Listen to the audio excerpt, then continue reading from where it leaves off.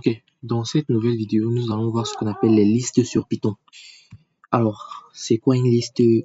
Dans les vidéos précédentes, nous avons déjà fait usage des listes, même si nous ne les avons pas abordées en détail. Alors, une liste, c'est une structure qui contient plusieurs valeurs. Une structure qui contient plusieurs valeurs ordonnées dans une seule variable. Alors, chaque élément a une position qu'on appelle un index. Et cette position commence toujours à 0. Donc, le premier élément dans une liste a une position de 0. Comme je vous l'ai dit sur Python et dans n'importe quel langage de programmation, le dénombrement commence à partir de 0 et non 1. Alors, autre chose sur les listes sont modifiables, c'est-à-dire que vous pouvez ajouter, retirer, changer un élément. Nous allons le voir à travers des petits exercices. Et autre chose, une liste peut contenir différents types de données. Par exemple, on peut avoir des nombres, des textes et autres dans une liste. Alors, on va créer une liste. On va créer une liste appelée matière. On va déclarer une variable matière. On va créer une liste. Alors, ici, on va mettre math, SVT. Voilà. Math, SVT, je sais pas, c'est informatique. Chimie. Quoi encore? Géographie. Voilà. Géographie. Bien. Donc, on a créé une liste de matières. Et là, je peux faire un print. Si je fais un print, ou bien je peux faire une boucle pour faire un print for matière, in matière,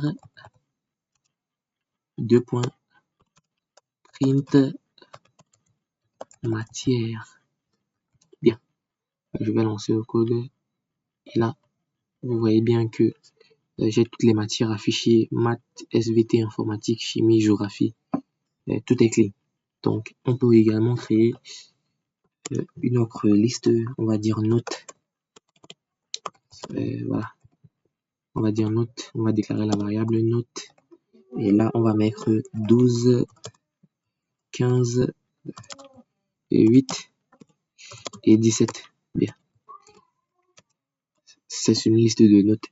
Et on peut faire, par exemple, si je fais un print note, je mets les accords, je mets 0. Un print note 0. Et vous allez voir ce que ça va m'afficher. Print note 0. Et vous voyez que là, ça m'affiche 12. Alors, comme je vous l'ai dit, la première position dans une liste commence toujours à partir de 0. Voilà. Donc, j'ai fait un print note 0. Et là, ça m'a donné 12. 12 qui est le premier élément dans cette liste.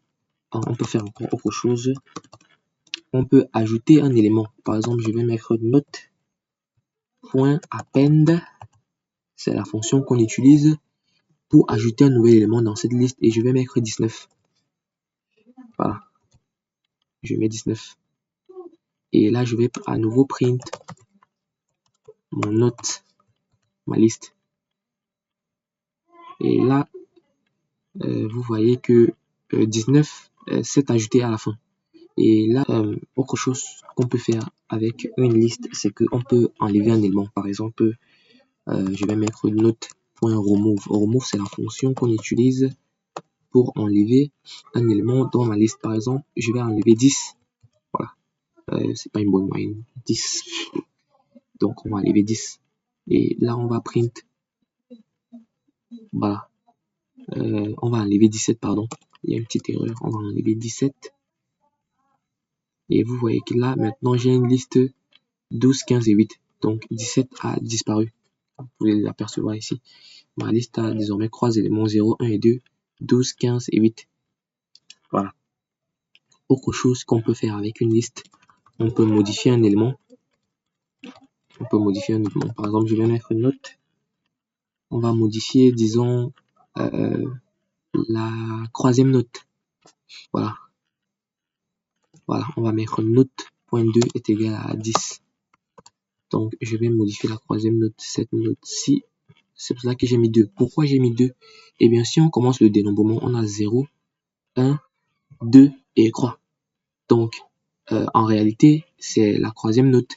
Mais dans le langage de programmation Python, c'est la deuxième note. Oui, puisque le dénombrement commence à partir de 2. Et là, je vais faire un print. 12, 15, 10. Donc vous voyez que mon 8 s'est transformé, voilà, en 10. Dernière chose qu'on peut faire, c'est avoir le nombre d'éléments dans une liste. Voilà, on peut avoir, si vous avez il peut arriver que vous ayez une longue liste et vous ne sachez pas combien d'éléments il y a dans cette liste. Alors vous allez faire un len note, voilà, len entre parenthèses note. Notez bien cette syntaxe. Et ensuite on va lancer le programme. Et là, le code m'affiche bien, la machine m'affiche bien que ma liste a 4 éléments. Alors si on commence le dénombrement, 0, 1, 2, 3. Donc on a en principe, en langage de programmation, on a 3 éléments, mais en réalité on a 4 éléments. Voilà, c'est bien important de faire cette distinction entre le dénombrement et le nombre réel d'informations, de données. Alors, dernière chose, on peut calculer la moyenne. Alors pour calculer la moyenne, on va utiliser la fonction somme. Alors qu'est-ce que somme fait? Somme permet d'additionner. Par exemple, si je fais somme notes, ça va additionner toutes les moyennes dans cette liste. Je vais lancer le tac. Et là, ça me donne 52. Donc la fonction somme permet d'additionner tous les chiffres dans cette liste. Ensuite, on va calculer la moyenne. On va déjà, comme on a obtenu 52, on va le diviser par le nombre d'éléments. Donc len notes. Voilà. C'est pour calculer la moyenne. Et là, on a une moyenne de 13. Comme vous pouvez la voir ici, on a une moyenne de 13. Donc cet étudiant a eu une moyenne de 13. Alors c'est tout pour les listes. L'essentiel, on verra dans les vidéos prochaines plusieurs autres exemples sur les listes. N'hésitez pas à commenter, poser vos questions. Je me ferai un plaisir d'y répondre. Merci. Ok, dans cette vidéo, nous allons parler des dictionnaires et des tuples. Alors, c'est quoi un dictionnaire? Un dictionnaire associe une clé à une valeur. Au lieu d'accéder à un élément par sa position, comme dans une liste, on y accède par son nom. Alors, un dictionnaire est un peu comme une liste, mais sauf que dans cette liste, on n'a pas juste des éléments, mais on a des clés et chaque clé a une valeur. Alors, c'est très pratique pour représenter une fiche d'identité. Par exemple, nous allons le voir comme d'habitude avec un petit exercice. Un dictionnaire ressemble à une liste, comme je l'ai dit, mais il est non modifiable une fois créé. Donc, un dictionnaire est non modifiable une fois créé. On peut ni moins y ajouter de nouvelles informations ou modifier les informations déjà existantes, mais on ne peut pas modifier le dictionnaire dans son ensemble. On l'utilise pour des données qui ne doivent jamais changer. Voilà. On utilise le dictionnaire pour des données qui ne doivent jamais changer. Une tuple, c'est également comme une liste, mais sauf que là, il y a une différence dans la syntaxe. Voilà. On va voir ce que c'est qu'un dictionnaire, comment on écrit un dictionnaire, comment on écrit une tuple.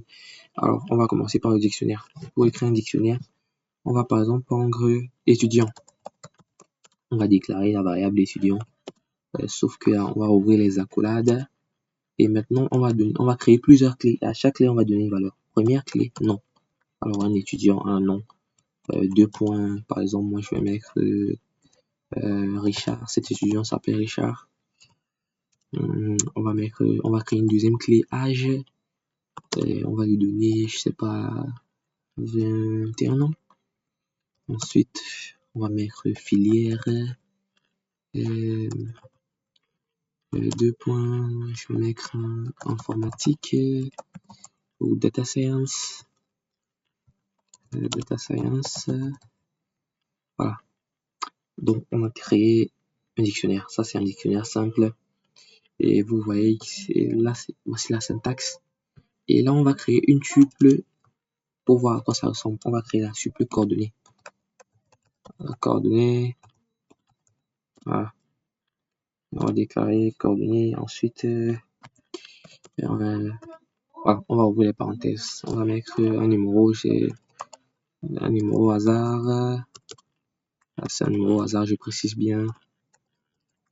Alors, voici un tuple. Voilà, je vais bien préciser avec un commentaire tuple Et en dessus, c'est un dictionnaire. Donc, voici à quoi ressemble un dictionnaire et voici à quoi ressemble une tuple. Bien. Alors ici, on va travailler principalement avec les dictionnaires. C'est plus intéressant et c'est très utilisé en programmation. Qu'est-ce qu'on peut faire avec un dictionnaire? La première des choses, on va print, par exemple, le nom de l'étudiant. Bien, on va print le nom de cet étudiant. Alors, regardez bien la syntaxe. On va print le nom. Bien. Et qu'est-ce qui se passe lorsque je lance le programme? Bien, on m'affiche bien Richard. Donc cet étudiant s'appelle Richard. Alors on peut print le nom. On peut aussi print l'âge par exemple. Je vais print l'âge. Et là on m'affiche bien 21 ans. Voilà. Filière c'est pareil. On m'affiche bien. Si Oups, il y a une petite erreur de syntaxe. Voilà. Bien, data science. Bon, ensuite, qu'est-ce qu'on peut faire? On peut modifier, comme je l'ai dit, un élément déjà existant. Alors pour modifier, on va mettre étudiant. On veut modifier la variable étudiant, âge, on va modifier l'âge de l'étudiant. On va mettre 25 ans au lieu de 22. Et là, on va print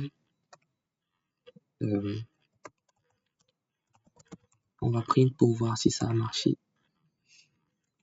Psst. Âge, voilà. Bien.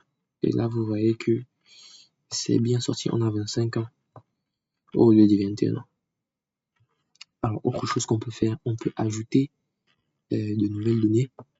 Par exemple, on va ajouter une donnée, on va mettre étudiant, il y avait une donnée qui n'existait pas, étudiant, on va ajouter une ville.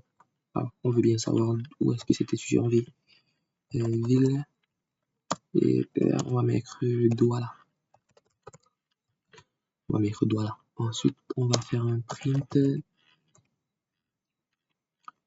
étudiant,